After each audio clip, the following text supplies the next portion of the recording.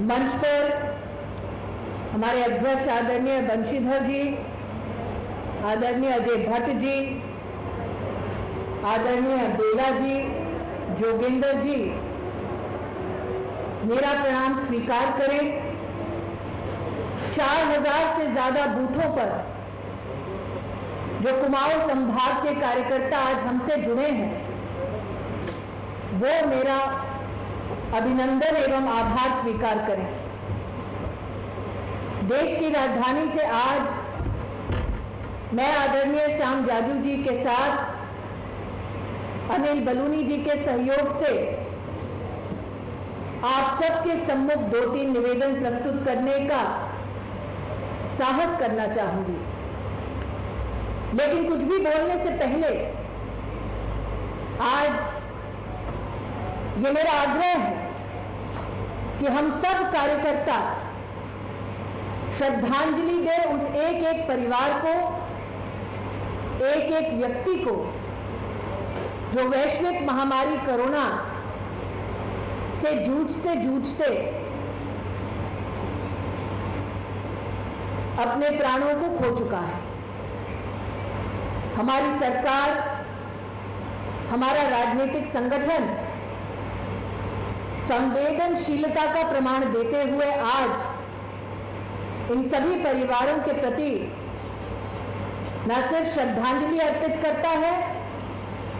अपितु अपनी प्रतिबद्धता को भी दोहराता है कि मुश्किल से मुश्किल घड़ी में हमारा संगठन, हमारी सरकार कोरोना से इस जंग में जनता के साथ कंधे से कंधा मिलाकर समाज में समाधान देती रहेगी। श्याम जी ने सत्य कहा कि अगर वैश्विक महामारी कोरोना ना होती तो आज देश भर का भारतीय जनता पार्टी का कार्यकर्ता हर्ष और उल्लास के साथ नरेंद्र मोदी जी के नेतृत्व में मोदी 2.0 और 6 साल के नरेंद्र मोदी जी की सरकारों के प्रयासों को जन जन तक पहुंचाने का काम करता। लेकिन आज सामाजिक प्रशासनिक मर्यादाओं में रहकर मैं अपने आप को सौभाग्यशाली मानती हूं कि इस वर्चुअल रैली के माध्यम से मैं आप सब तक सरकार की कुछ उपलब्धियों को गिनवा सकती हूं। उपलब्धियों के संदर्भ में मैंने कुछ उपलब्धियां इसलिए कहा क्योंकि नरेंद्र मोदी के नेतृत्व वाली सरकार उपलब्धियों की बात जोते हुए सफलता के शिखर पर जाकर थम नहीं जाती। नरेंद्र मोदी की सरकार का अगर कोई विश्लेषण करे तो ये जान पाएगा कि हम इन 6 सालों में 24 घंटे सरकार और संगठन के माध्यम से जनता की सेवा में तल्लीन रहे हैं। आज जब ये वर्चुअल रैली के माध्यम से मैं आपको संबोधित कर रही हूं तो आपको शायद याद होगा कि आज से 6 साल पहले नरेंद्र भाई ने आह्वान किया था डिजिटल इंडिया का। विपक्ष के कुछ लोगों ने उस वक्त उपहास करने का दुस्साहस करने के साथ साथ इस विषय को आगे रखा कि क्या डिजिटल इंडिया वाकई में भारत और इंडिया के बीच का जो गैप है उसे भर पाएगी। और आज डिजिटल इंडिया के माध्यम से वैश्विक महामारी कोरोना से लड़ने के लिए प्रशासनिक ढांचे को जितनी मदद नरेंद्र मोदी की उस विजन के वजह से मिली है, उसका प्रमाण एक एक देशवासी के पास है। आज से 6 साल पहले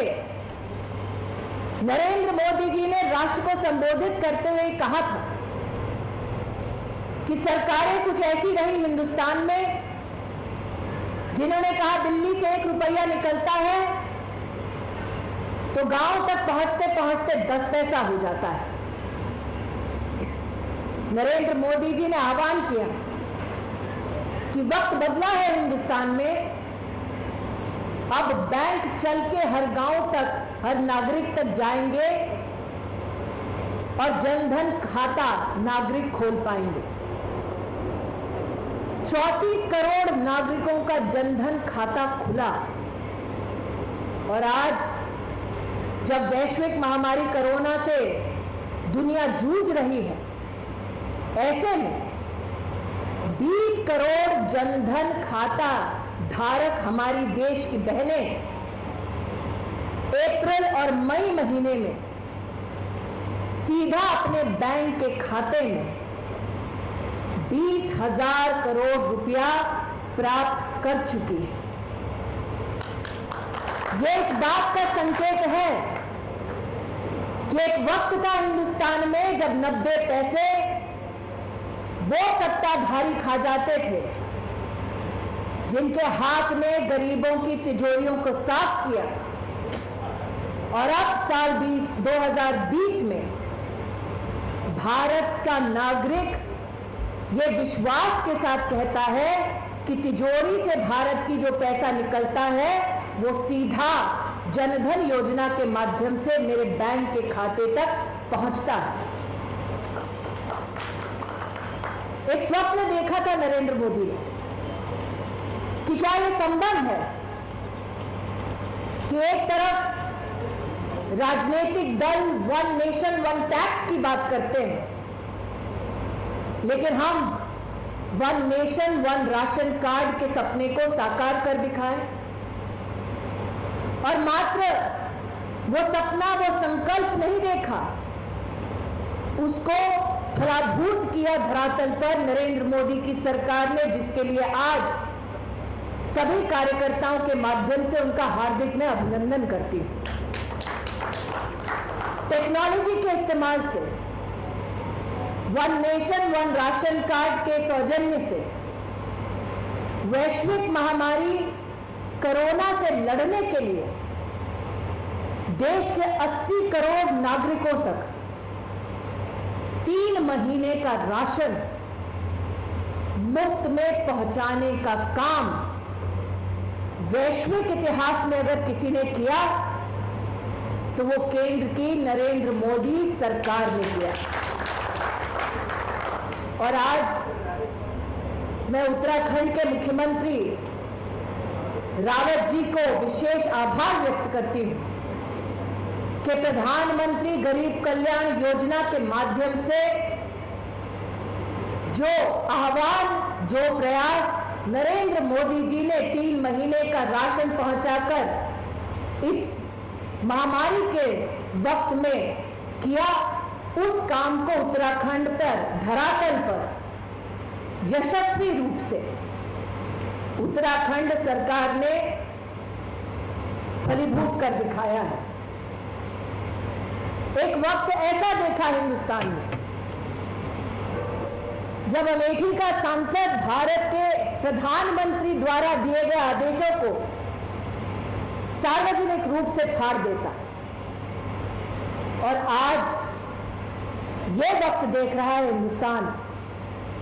जब 130 करोड़ से ज्यादा की जनसंख्या इस वैश्विक महामारी से लड़ने के लिए देश के प्रधानमंत्री के साथ स्वर से स्वर मिला रही है। आज जब इन 6 सालों के कामों का ब्यौरा देता है भाजपा का नागरिक जनता को, तो याद दिलाता है जनता को कि एक तरफ 1 नेशन 1 राशन कार्ड के सपने को साकार करना, दूसरी तरफ 1 नेशन 1 टैक्स को फलीभूत करना, और तीसरी ओर हाल ही में प्रधानमंत्री जी के माध्यम से हमारे देश के किसानों के लिए one nation one market place के सपने को साकार करने के काम को शुरू करना, देश के राष्ट्रपति द्वारा उस अध्यादेश की स्वीकृति पाना, लॉकडाउन के समय में भी निरंतर सरकार के प्रयासों का एक जीता जागता प्रमाण है। वर्षों से किसानों के नाम पर कांग्रेस और विपक्षी दलों ने बहुत सारे राजनीतिक मुद्दों को उछाला, लेकिन किसान के खाते तक पैसा पहुंचाने की मंशा इन विपक्षी दलों की कभी नहीं रही। ये विपक्षी दल सदैव चाहते कि किसान उनके सामने गिड़गिड़ाए ताकि ये दल अपनी राजनीतिक रोटियां सेक सके। और इसीलिए आज भारतीय जनता पार्टी का कार्यकर्ता अभिनंदन देता है माननीय प्रधानमंत्री जी को, जिन्होंने किसान सम्मान निधि के माध्यम से देश के किसान तक वार्षिक 6,000 रुपए पहुंचाने का काम किया। उसके लिए मोदी जी को देश के किसानों की ओर से विशेष अभिनंदन। महामारी के समय में भी विशेष रूप से देश के, और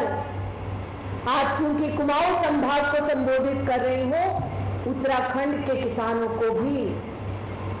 पैसा खाते में दिलवाने का काम भारतीय जनता पार्टी ने करके किसान सम्मान निधि के माध्यम से जो आशीर्वाद किसानों का पाया है, वो हमारे लिए एक आजीवन याद रहेगा। आज श्याम जी ने उल्लेख किया ऑल वेदर रोड का 12,000 करोड़ की लागत से देवभूमि और चारधाम को सुसज्जित करने का काम माननीय प्रधानमंत्री जी के नेतृत्व में हो रहा है। इस वर्चुअल रैली को करने से पहले आज हम सब कार्यकर्ता आनंदित हैं कि आज ही प्रधानमंत्री जी ने चारधाम के साथ साथ केदारनाथ के पुनर्निर्माण की दृष्टि से प्रदेश सरकार के साथ विशेष वार्ता की। चाहे वो म्यूजियम का काम हो, चाहे वो ब्रह्मकमल वाटिका का काम हो, बाबा केदार के चरणों में नरेंद्र मोदी जी और भारतीय जनता पार्टी की सरकार जो सेवा दे रही है, उसके लिए आज मैं आभार व्यक्त करती हूं। लेकिन चारधाम में 12,000 करोड़ की लागत से ऑल वेदर रोड का निर्माण ही मात्र एक प्रयास नहीं है सरकार का। आप सबको ज्ञात होगा कि 16,000 करोड़ की लागत से रेल लाइन का काम भी उत्तराखंड में जारी है। रोड हो या रेल, देवभूमि को इंफ्रास्ट्रक्चर की सौगात जो भारतीय जनता पार्टी नित नरेंद्र मोदी जी की सरकार दे रही है, उस सेवा के लिए कार्यकर्ता होने के नाते मैं नरेंद्र मोदी सरकार को आभार व्यक्त करती हूं। उत्तराखंड की बात करूं और उत्तराखंड की तेजस्वी बहनों का स्मरण ना करूं तो आज मेरा संबोधन अधूरा रह जाएगा। आज जब लोग एनवायरनमेंट और सस्टेनेबिलिटी की बात करते हैं, ऐसे में देश ये जानता है कि उत्तराखंड देश के लिए हमारी लंग से, हमारी ग्रीन बेल्ट से कम नहीं। और पर्यावरण के संरक्षण का संस्कार अगर विश्व के सामने किसी ने प्रस्तुत किया तो चिपको मूवमेंट के माध्यम से उत्तराखंड की बहनों ने ही इस साहस को सुसज्जित किया। ये मेहनतकश बहनें पर्यावरण के साथ साथ परिवार के संरक्षण में भी दिन रात जूझती। एक वक्त उत्तराखंड की बहनों ने देखा जब पहाड़ी इलाकों में लकड़ी बीनकर चूल्हा फूंकते हुए वो भोजन पकाती अपने परिवारों के लिए। बहनों ने ये मान लिया था कि यही जीवन है। किसी भी सरकार से उन्होंने धुआं रहित किचन की, धुआं रहित रसोई की कभी भी दरकार नहीं जताई। अपनी अपनी रसोई में धुएं को छाती में भरकर ये बहन इस बात का संतोष करती कि कम से कम परिवार को 2 वक्त की रोटी तो पकाकर खिला पा रही है। और जब एक गरीब मां का बेटा देश का प्रधानमंत्री बना तो अपनी मां की खांसी को याद करके उसने ये प्रण लिया कि अब धुएं से भरी रसोई बहन का जीवन नहीं होगा। और इसलिए उज्ज्वला योजना की हमारे देश में शुरुआत हुई। इस देश ने ऐसी सरकारों को देखा है जो कार्यक्रमों की घोषणा करता है लेकिन लक्ष्य की प्राप्ति नहीं हो पाती। और इसीलिए देश और उत्तराखंड की बहनों की ओर से मैं विशेष आभार नरेंद्र मोदी जी के प्रति व्यक्त करती हूं, जिन्होंने उज्ज्वला योजना के माध्यम से 5 साल में ही 8 करोड़ बहनों को मुफ्त का गैस का कनेक्शन दिलवाया और गरीब बहन की रसोई को धुएं से मुक्त किया। लेकिन नरेंद्र भाई का हमेशा ये संकल्प रहा कि प्रशासनिक ढांचे में जो बदलाव हम करते हैं, सरकार की योजनाएं जो हम राष्ट्र के सम्मुख प्रस्तुत करते हैं, उन योजनाओं को सीमित दायरों में कैद नहीं करना चाहिए। और आज वैश्विक महामारी कोरोना से लड़ते हुए हमारी बहनें उज्ज्वला योजना के माध्यम से 3 महीने का एलपीजी का रिफिल पा रही हैं। अब तक लॉकडाउन में 8 करोड़ बहनों को इसका लाभ मिल चुका है। इसके लिए मैं नरेंद्र मोदी सरकार का विशेष आभार व्यक्त करती हूं। श्याम जी ने, बंशीधर जी ने उल्लेख किया एक कांग्रेसी नेता का, जिसका नाम मैं जानबूझकर नहीं ले रही क्योंकि जिसको अमेठी से हमने अलविदा कर दिया है उसका बार बार नाम लेना थोड़ा मुझे भी अटपटा लगता है। लेकिन एक सत्य यह भी है कि कांग्रेस के राज में घोषणाएं करने वाले ये लोग आज जब भारतीय जनता पार्टी के संगठन और सरकार पर कटाक्ष करते हैं तो कई बार मन में यह प्रश्न आता है कि नरेंद्र मोदी के नेतृत्व में जनधन योजना से जुड़ने वाले 34 करोड़ नागरिक कांग्रेस के राज में बैंक की सुविधा से क्यों दूर रहे। जो कटाक्ष करते हैं नरेंद्र मोदी और भारतीय जनता पार्टी पर, मन करता है उनसे प्रश्न किया जाए कि देश की 8 करोड़ बहनें हर दिन अपनी रसोई में धुएं से जूझ रही थी, जब सत्ता उनके पास थी तो उन्होंने ये सुविधा उस गरीब तक क्यों नहीं पहुंचाई। एक ऐतिहासिक निर्णय और वो है आयुष्मान भारत का।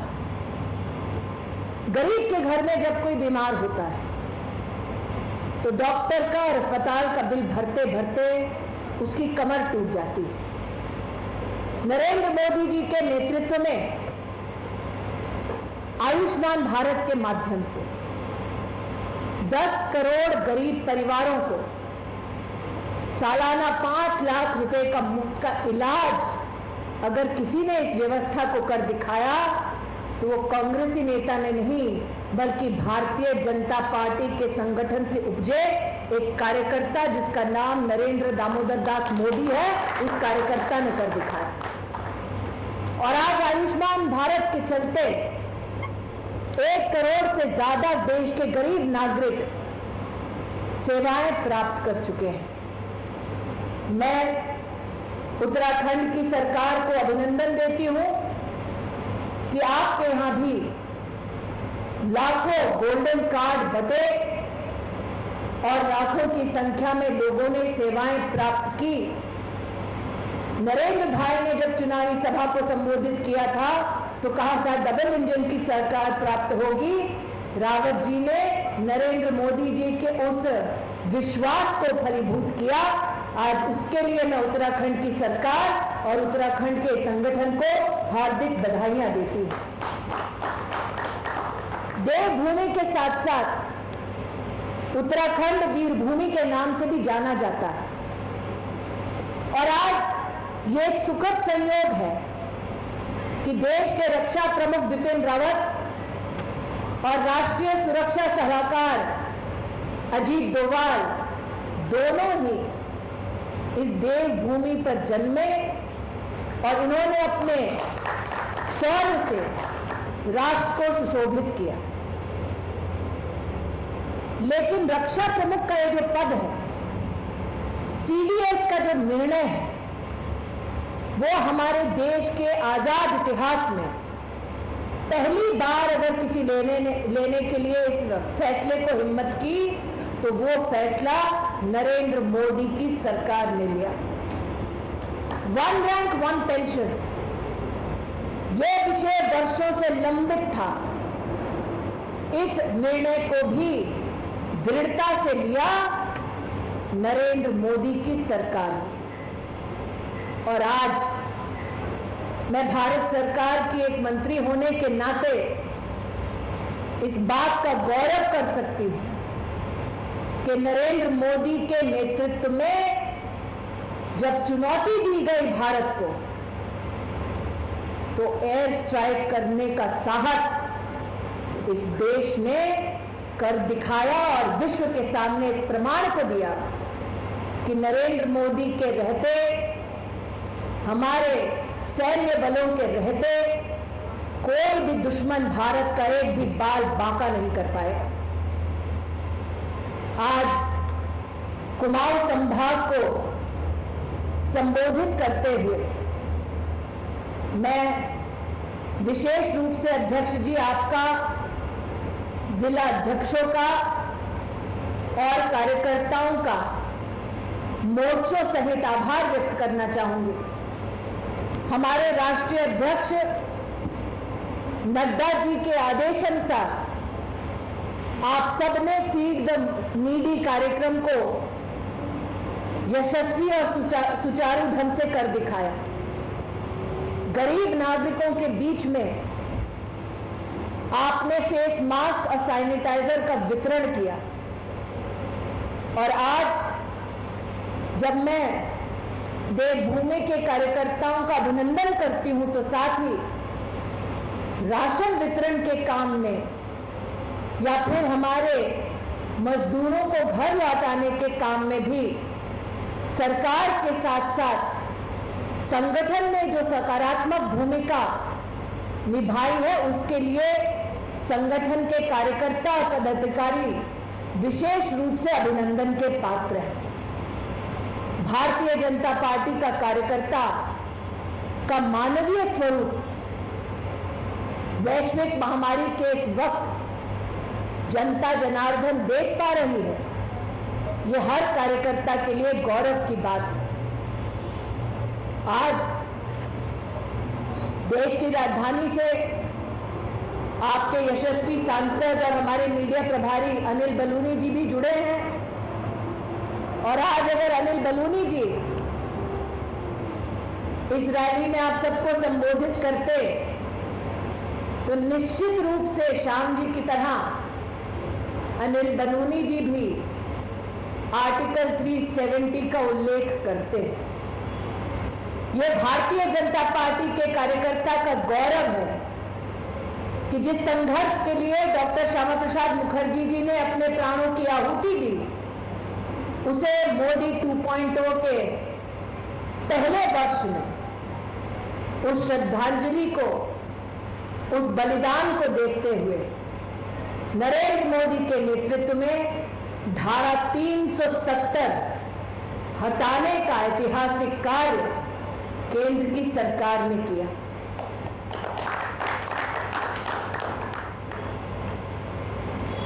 लेकिन इतिहास में जब इस 1 वर्ष के कार्यकाल का उल्लेख होगा तब मात्र धारा 370 की बात नहीं होगी। 3 तलाक के अभिशाप से देश की मुसलमान बहनों को आजाद करने का काम जो नरेंद्र मोदी जी की सरकार ने किया, वो भी सुनहरे अक्षरों में भारत के लोकतांत्रिक इतिहास में लिखा जाएगा। आज देवभूमि के देवतुल्य कार्यकर्ताओं और नागरिकों से कहना चाहती हूं कि इस 1 वर्ष ने धारा 370 को हटाने का ऐतिहासिक निर्णय के साथ साथ राम मंदिर के निर्माण की भी हमने एक पृष्ठभूमि को बनते देखा। वर्षों वर्ष देश में भारतीय जनता पार्टी के कार्यकर्ताओं के माथे पर एक प्रश्न चिन्ह लगाया जाता था कि कहते हो मंदिर वहीं बनाओगे लेकिन तारीख नहीं बताओगे। लेकिन मुझे इस बात का गौरव है कि समाज ने, अदालतों ने और भारत की सरकार ने हमारे आराध्य का एक ऐसे भव्य मंदिर के निर्माण की व्यवस्था को भारत के इतिहास में फलीभूत कर दिखाया। वो निर्णय जो वर्षों से लंबित था, उसे न्यायपूर्वक एक समाधान तक पहुंचाने के लिए कार्यकर्ताओं का और विशेष नरेंद्र मोदी जी के नेतृत्व का अभिनंदन करना चाहती हूं। आज अपनी वाणी को विराम देने से पहले मैं एक निवेदन करना चाहती हूं। कुमाऊं संभाग के लिए मैंने विशेष रूप से जमरानी बांध के लिए जो पैसे मंजूर हुए हैं उसका उल्लेख नहीं किया। टिहरी झील में पर्यटन विकास के लिए जो 1200 करोड़ रुपया मंजूर हुआ उसका उल्लेख नहीं किया। देहरादून में स्मार्ट सिटी बनने के लिए जो 1400 करोड़ रुपया मंजूर किया उसका उल्लेख नहीं किया। हरिद्वार हल्द्वानी में रिंग रोड बनाने की जो स्वीकृति प्राप्त हुई है उसका उल्लेख नहीं किया। आप सबके माध्यम से पिथौरागढ़ में मेडिकल कॉलेज की मंजूरी, हरिद्वार में मॉडल कॉलेज की मंजूरी, पौड़ी में वोकेशनल कॉलेज की मंजूरी और लगभग 9000 करोड़ की लागत से नमामि गंगे के प्रोजेक्ट्स का भी मैंने विस्तार से उल्लेख नहीं किया। मेरा आग्रह आपसे है कि चाहे वो 3340 करोड़ की लागत से राज्य की समेकित सहकारिता विकास की परियोजना हो या फिर सिटी गैस डिस्ट्रीब्यूशन प्रोजेक्ट के तहत हरिद्वार देहरादून के पाइप गैस की व्यवस्था का तोहफा हो, इन सभी कार्यों का उल्लेख बूथ स्तर पर कार्यकर्ता कुमाऊं संभाग का टेक्नोलॉजी के माध्यम से हर एक नागरिक तक पहुंचाएगा। इस विश्वास को प्रस्तुत करते हुए उत्तराखंड के संगठन, सरकार, नरेंद्र मोदी जी और हमारे राष्ट्रीय अध्यक्ष जी का आभार व्यक्त करते हुए आज के संवाद को यहीं आपकी अनुमति से समाप्त करती हूं। अपनी वाणी को विराम देती हूं। जय हिंद, जय भारत।